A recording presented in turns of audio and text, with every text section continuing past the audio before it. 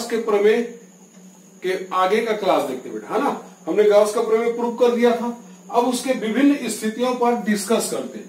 पहला स्थिति बेटा, पहला स्थिति नंबर 1, यदि बंद पृष्ठ के अंदर, यदि बंद पृष्ठ के अंदर अनेक आवेश क्रमशः Q1, Q2, Q3 dash dash स्थित हो तो ठीक है बेटा। तो बंद पृष्ठ के अंदर आवेश क्या है? Q1, Q2, Q3। जैसे मान लेते कोई भी एक बंद पृष्ठ ले लेते बेटा। आपको पता है गॉस का प्रमेय बंद पृष्ठ की प्रकृति पर निर्भर नहीं करता है, उसके आकृति से कोई मतलब नहीं है। ये बंद पृष्ठ है और इस बंद पृष्ठ के अंदर आवेश इस तरीके से रखे हुए बेटा, है ना। तो क्या बोलता है हमारा गॉस का प्रमेय? क्या बोलता है? याद करो, किसी बंद पृष्ठ से गुजरने वाली संपूर्ण विद्युत फ्लक्स उस बंद पृष्ठ के अंदर निर्वात में उपस्थित कुल आवेश का 1/ε0 गुना होता है। तो देखो इसके अंदर आवेश कितना बेटा? ये ε0 Q1, Q2, Q3 इस तरीके से कुल आवेश, है ना। डैश डैश, क्योंकि यहां पर बहुत सारे आवेश है। देखो डैश डैश दिया बेटा, इसलिए हम लोग भी डैश डैश कर देंगे। क्लियर हो गया? तो ये इसका आंसर हो जाएगा। ठीक। अब यहां पर एक छोटी सी चीज और याद रखना, चाहे यहां आवेश कोई भी आवेश प्लस या माइनस कुछ भी हो, आपको उसी तरीके से साइन सहित रखना है ना। जैसे मालूम है आपको, मान लेते हैं इसी में से अगर हमको ऐसा दे देता, ये देखिए, है ना, एक अलग सी स्थिति बना लेते हैं। स्थिति नंबर 2, यदि बंद पृष्ठ के अंदर जो आवेश है, जैसे मान लो Q1 प्लस में है, माइनस Q2 है, प्लस Q3 है, इस तरीके से। अब आपसे पूछेगा इस बंद पृष्ठ से गुजरने वाला संपूर्ण विद्युत फ्लक्स का मान बताइए। तो हमको पता है क्या बोलते हैं, कुल आवेश का एप्सिलॉन है। तो कुल आवेश मतलब क्या है? आवेश जो होता है योज्यता के नियम का पालन करता है। तो Q1 plus minus Q2 plus Q3 इस तरीके से लिखेंगे। ठीक है। अब इसको हल कर दीजिए बेटा। तो इसको हल करेंगे कितना है? देखो फाई ई बराबर क्या आ जाएगा? Q1 minus Q2 plus Q3 upon ε0 इस तरीके से। तो याद रखना यहां पर आवेश कौन से नियम का पालन करता है? पहले लेक्चर में याद करो बेटा, है ना, हमने 3 बेसिक प्रॉपर्टी पढ़ाए थे आवेश के। एक आवेश संरक्षण का सिद्धांत, दूसरा आवेश के क्वांटीकरण का सिद्धांत, और तीसरा क्या पढ़ाए थे बेटा? आवेश के योज्यता का नियम। तो आपको ध्यान रखना। ठीक है। स्थिति नंबर 4, ये सॉरी बेटा, स्थिति नंबर 3 लेते हैं। 1-2 हो गया। स्थिति नंबर 3,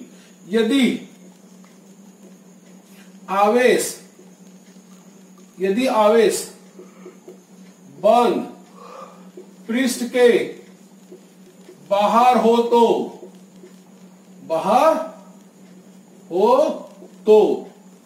बंद पृष्ठ से गुजरने वाली संपूर्ण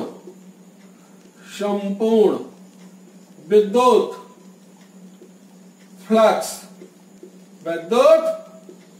बेटा, तो संपूर्ण विद्युत फ्लक्स कितना हो जाएगा, है ना। तो ये देखो फाई ई। अब क्या है, पूरा जो आवेश है वो कहां है? बंद पृष्ठ के बाहर, है ना। यानी बंद पृष्ठ के अंदर क्या है? कोई आवेश नहीं बेटा। तो आवेश का मान क्या हो जाएगा? ये जो आवेश लिखते हैं बेटा कुल आवेश, वो कहां का लेते हैं?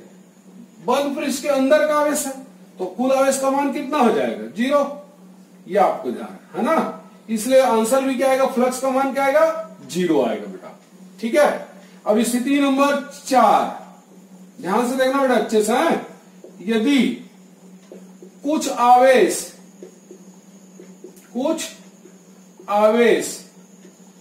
बंद पृष्ठ के अंदर तथा कुछ आवेश बंद पृष्ठ के बाहर हो तो कुल फ्लक्स, वो तो कुल फ्लक्स। ठीक है बेटा, जैसे मान लेते हमने एक बंद पृष्ठ बना लिया यहां पर किसी भी आकृति का। अब मान लेते हैं कि इस पृष्ठ के अंदर कौन कौन रखा है बेटा, ये Q2 आवेश है और ये Q4, Q1 और Q3 क्या है, बंद पृष्ठ के बाहर है बेटा। तो हमको तो किससे मतलब होता है, बंद पृष्ठ के अंदर क्या आवेश कौन है, Q2 और Q3, तो इनका कुल योग Q2 plus Q4, Q2 plus Q4 ये आ जाएगा। ठीक है, तो ये कुल फ्लक्स का मान आ जाएगा बेटा। ठीक है, तो ये हमने गॉस थ्योरम का प्रमेय का विभिन्न स्थितियों पर अध्ययन किया बेटा। ठीक है, अब हम इसके एक छोटे से प्रॉब्लम को डिस्कस करते हैं। क्या करते हैं, एक छोटे से प्रॉब्लम का डिस्कस करते हैं। ठीक है बेटा, अब एक छोटे से प्रश्न का अध्ययन करते हैं बेटा। देखिए है ना, एक कूलम आवेश से विकृत वैद्युत फ्लक्स की गणना कीजिए, वैद्युत फ्लक्स की गणना कीजिए। ठीक है ना बेटा, तो आपको पता है बेटा हमारा विद्युत फ्लक्स कैसे निकालते हैं, गॉस थ्योरम की सहायता से। क्या बोलता है हमारा गॉस थ्योरम, उस बंद पृष्ठ के अंदर उपस्थित कुल आवेश का है ना 1/ε0 गुना होता है। ठीक है बेटा, अब जब भी आपको इसको न्यूमेरिकल बनाएंगे बेटा, तो हम इस सूत्र को इसी फॉर्म में नहीं बनाएंगे बेटा, इसको थोड़ा सिंप्लीफाई कर लेते हैं ना। क्या कर लेते हैं, सिंप्लीफाई, नहीं तो आपको बहुत कष्ट होगा। देखिए अगर हम डायरेक्ट यहां रखेंगे तो आपको याद होगा हमने एप्सिलॉन का मान, नॉट का मान बताया था, ये होता है 8.854 गुणित 10 की घात -12 coulomb square upon newton into metre square. क्योंकि अगर आप इस वैल्यू को यहां रखेंगे तो हल करेंगे बेटा तो आपको बहुत कष्ट होगा, अजीब अजीब लगेंगे, इसलिए मैं आपको थोड़ा सा सॉल्व करने के लिए आपको दूसरा टेक्निक बताता हूं, है ना। अब क्या करिए, सबसे पहले ऊपर नीचे 4 का मल्टीप्लाई कर लीजिए। देखिए बेटा क्या बोला हूं, ऊपर नीचे 4 का मल्टीप्लाई। अगर हम नीचे भी ऊपर नीचे दोनों साइड 4 का मल्टीप्लाई करते हैं तो देखो हम इसको ऐसा लिख सकते हैं क्या, देखिए अब 1/4πε0 इंटू 4π इंटू Q, ऐसा लिख सकते हैं बेटा। जब ऐसा लिखोगे तो आपको याद होगा, इसका पूरे का मान अपने को याद है डायरेक्ट, कितना होता है बेटा, बोलो बोलो बोलो, 9 गुणित 10 की घात 9, ये आ जाएगा 4π इंटू Q, आ गया ना, ये आपको ध्यान, इससे आपको बहुत इजी पड़ा बेटा। अब आप ये सूत्र में रखिए, इस सूत्र में आप Q का वैल्यू रख दीजिए, तो ये देखो 9 गुणित 10 की घात 9, 4π, पाई का मान 3.14 बेटा, आवेश का मान कितना, 1 कूलम। अब इसको हल करिएगा तो आपको इजी पड़ेगा बेटा। तो जब हम इसको हल करेंगे तो यह आएगा 113.04 गुणित 10 की घात 9। वैद्युत फ्लक्स का मात्रक क्या होता है बेटा, याद है ना, विद्युत फ्लक्स का मात्रक क्या है, क्या है बताओ, विद्युत फ्लक्स का मात्रक क्या है, ये देखो याद करिए, अपन कैसे लिखते हैं विद्युत फ्लक्स को, E इंटू एस, याद E क्या है, विद्युत क्षेत्र, तो इसका मात्रक क्या लिखेंगे, न्यूटन अपॉन कूलम, इसका क्षेत्रफल का मीटर स्क्वायर दिया जाएगा, तो newton upon coulomb into metre square. ठीक है बेटा, ये आ जाएगा, क्लियर। अब अगर इस पॉइंट को मैं यहां शिफ्ट कर दूं, यहां से यहां शिफ्ट करूंगा तो ये आ जाएगा 1.13 into 10⁻11 newton upon coulomb into metre square, और ये आ जाएगा 5E। ठीक है बेटा, ये आपको ध्यान रखना, क्लियर। इसके बाद आता है एक छोटा सा टॉपिक जिसका नाम है बेटा, जिसका नाम क्या बता देता हूं, गॉसियन पृष्ठ। क्या था बेटा, गॉसियन पृष्ठ। ठीक है, इंग्लिश में क्या बोलते हैं बेटा इसको, गॉसियन सरफेस, है ना। ये जानना बहुत जरूरी बेटा, जब तक आप गॉसियन पृष्ठ नहीं जानेंगे तो हम गॉस के प्रमेय का अनुप्रयोग नहीं पढ़ पाएंगे बेटा। इसलिए आपको इसको अच्छे से याद होना चाहिए आपको। तो गॉसियन पृष्ठ है क्या? गॉसियन पृष्ठ एक काल्पनिक पृष्ठ है बेटा। पहला वर्ड क्या बोला हूं? ये काल्पनिक पृष्ठ है, याद रखना ना अच्छे से। ये क्या है? काल्पनिक पृष्ठ है, याद रखिएगा। ये क्या है? काल्पनिक पृष्ठ है बेटा, है ना। गॉसियन पृष्ठ एक काल्पनिक पृष्ठ है। गॉस के प्रमेय का उपयोग करने के लिए आयतन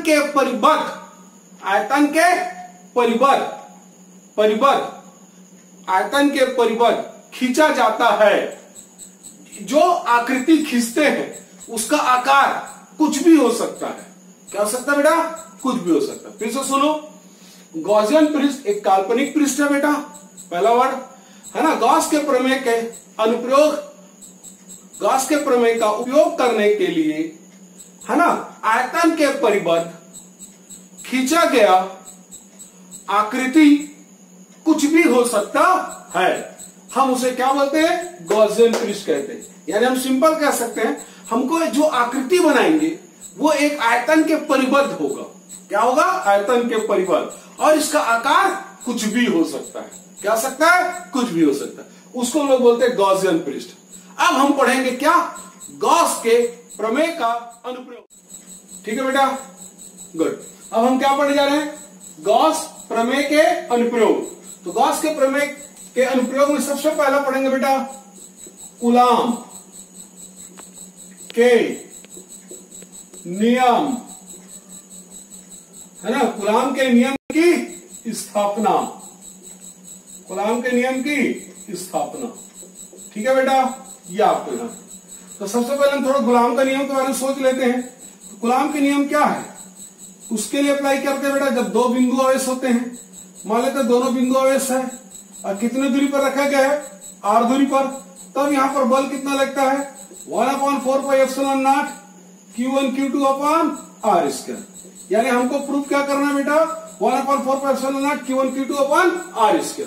ये आपको ध्यान है। ठीक है, तो देखो बेटा कैसे प्रूफ करें। सबसे पहले हम लोग क्या करते हैं? बिंदु लेते हैं O, इस बिंदु में एक आवेश ले लेते हैं Q1। ठीक है, क्या लेते हैं? Q1, है ना। एक Q1 ले लिया। अब इससे हम लोग स्मॉल r दूरी पर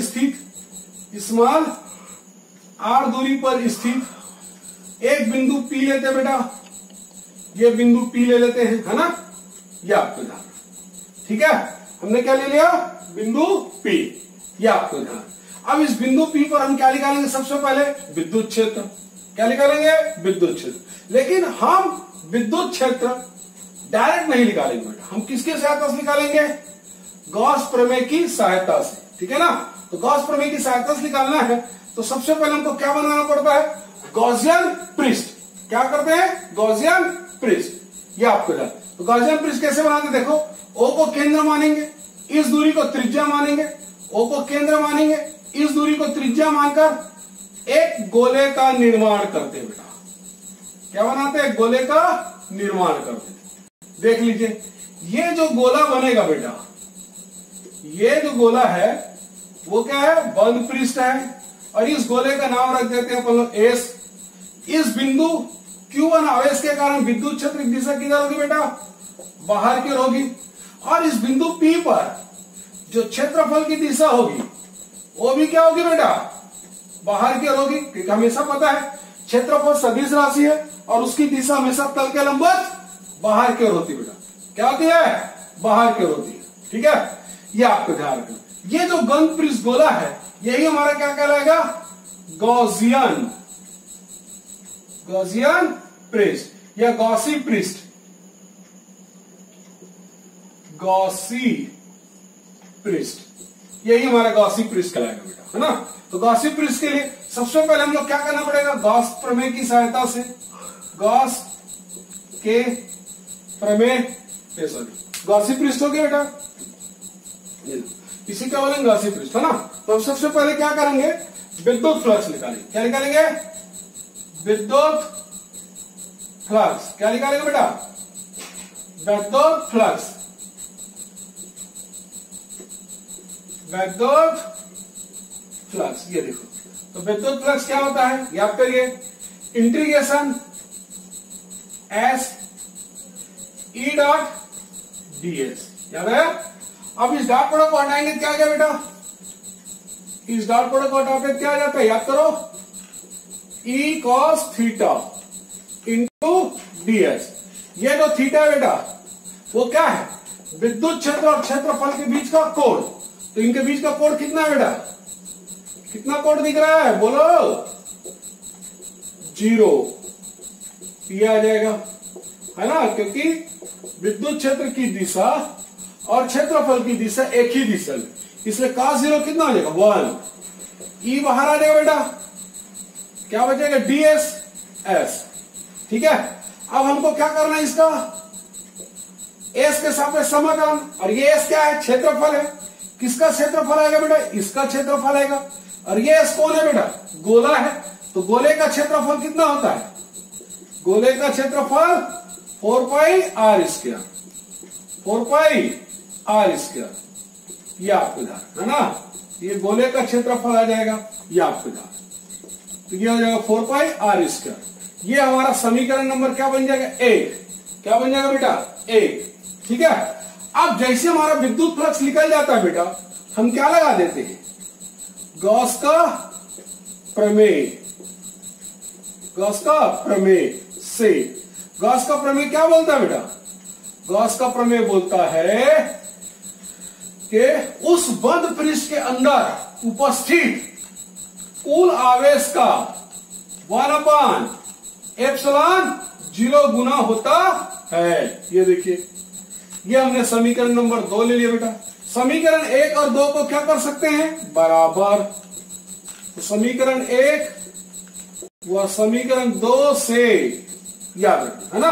तो कितना आ जाएगा? e इंटू 4πr² बराबर क्या होगा बेटा? बराबर होगा q1/ε0। तो e बराबर कितना आ जाएगा? 1/4πε0। देखो ये नीचे चला जाएगा, तो 1/4πε0 q1/r²। ये हमारा समीकरण नंबर 3। हमने क्या निकाला बेटा? बिंदु P पर विद्युत क्षेत्र इतना आएगा। लेकिन हमको तो प्रूव करना था कूलाम का नियम, है ना। तो कूलाम के नियम के लिए हमको क्या करना पड़ेगा? इस बिंदु P पर, है ना, इस बिंदु P पर हमको एक परीक्षण आवेश लाना पड़ेगा। क्या लाना पड़ेगा बेटा? परीक्षण आवेश। और उस परीक्षण आवेश को लोग किससे प्रदर्शित करते हैं? Q0 से। जैसे इस परीक्षण आवेश Q0 को बिंदु P पर परीक्षण आवेश Q0 को बिंदु P पर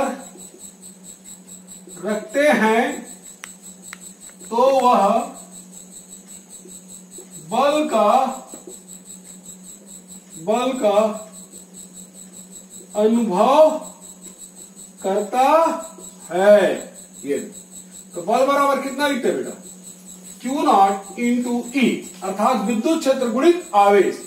तो विद्युत क्षेत्र कितना है बेटा? 1/4πε0 Q1 Q0 अपॉन r²। ये आ गया बेटा। तो ये हमारा क्या आ गया? कूलाम का नियम। और बल का मात्रक क्या लिखते हैं बेटा? न्यूटन। ठीक है, तो ध्यान देना बेटा कि जब भी हम गॉस के प्रमेय का उपयोग पढ़ते हैं, अर्थात उसके अनुप्रयोग पढ़ते हैं, तो सबसे पहले हमको गॉसियन पृष्ठ बनाना रहता है। गॉसियन पृष्ठ के बाद उसके बाद हमको क्या निकालना रहता है बेटा? विद्युत फ्लक्स। और विद्युत फ्लक्स के बाद हमको गॉस का प्रमेय लगा देना है बेटा, है ना। ये आपको है, अगर हम गॉस का प्रमेय लगा देते तो हमको क्या मिल जाएगा? विद्युत क्षेत्र। लेकिन यहां पर हम एक अतिरिक्त स्टेप चलते हैं, चूंकि कूलाम का नियम बल के लिए दिया गया है, इसलिए हमने थोड़ा सा एक अतिरिक्त स्टेप चलते बेटा यहाँ पर, है ना। और बल बराबर क्या लिखते हैं? Q0 into E। ये हमने डायरेक्ट नहीं निकाला बेटा, गॉस के प्रमेय की सहायता से निकाला। आप इसको अच्छे से समरी को याद रखिएगा।